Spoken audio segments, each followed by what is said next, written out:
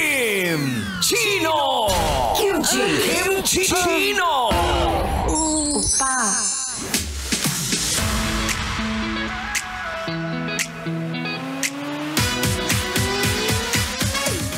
At mahal, ako'y muling nagbabalik bilang iyong kaibigan kasi ikaw ay laging nafe-friendzone.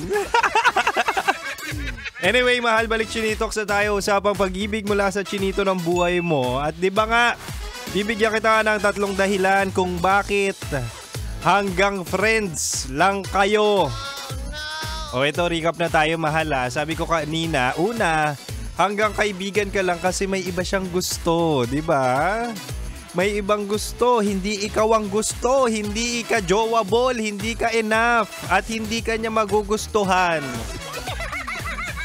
Di ba? Ayan yung sinasabi ko sa'yo, parang si Boy Pindot, na para bang ang dami niya nang nagustuhan dito sa nakatrabaho namin.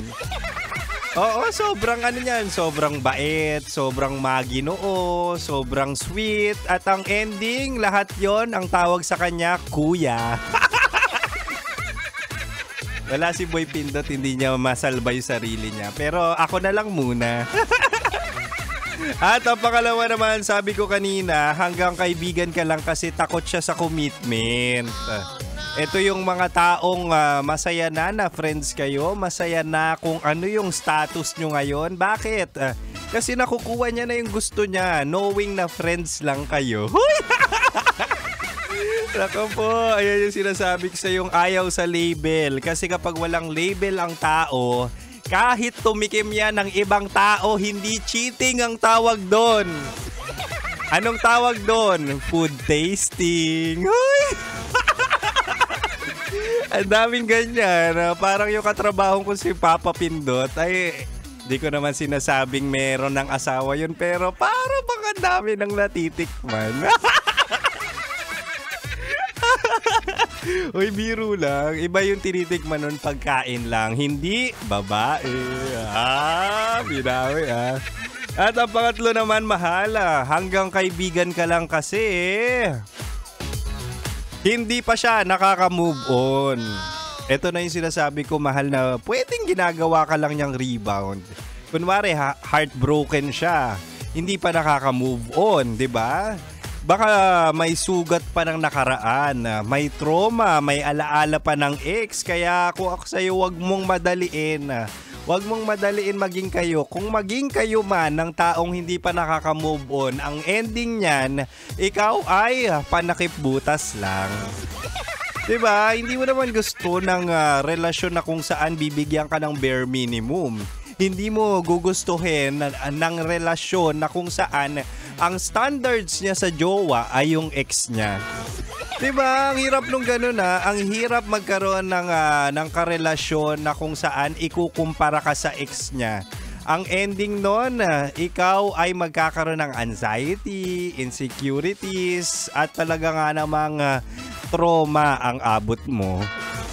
Yan, ang gusto nyo talaga, yung mga red flag sa buhay. Gustong-gusto nyo kung saan kayo ay nahihirapan, kung saan kayo ay niloloko. Hindi ka naman kulangot, pero gusto mong binibilog-bilog ka.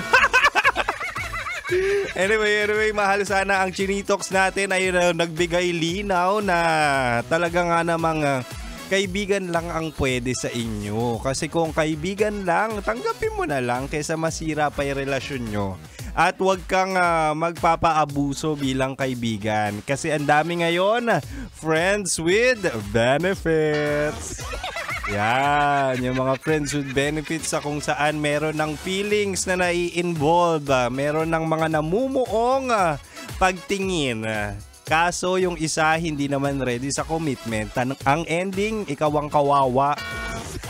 Kaya utang na loob, kung kaya, hanggat kaya, at hindi pa malalim ang nararamdaman, pwede pang lumandi sa iba.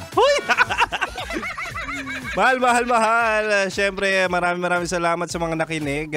Si Kim Chino ay makakasama pa rin naman bukas sa akin Chinitok. 6 to 9 pa rin tayo. Baliktaran pa rin tayo. At syempre muli ako ang Spicy Opa mo sa radyo na kapag natikman mo, hahanap-hanapin mo. Ako si Kim Chino.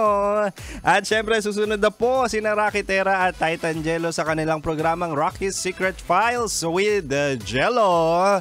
Kaya mahal, manatiling nakatutok dito lang sa 90.7 Love Radio. Kailangan pa bang i-memorize yan? Basic!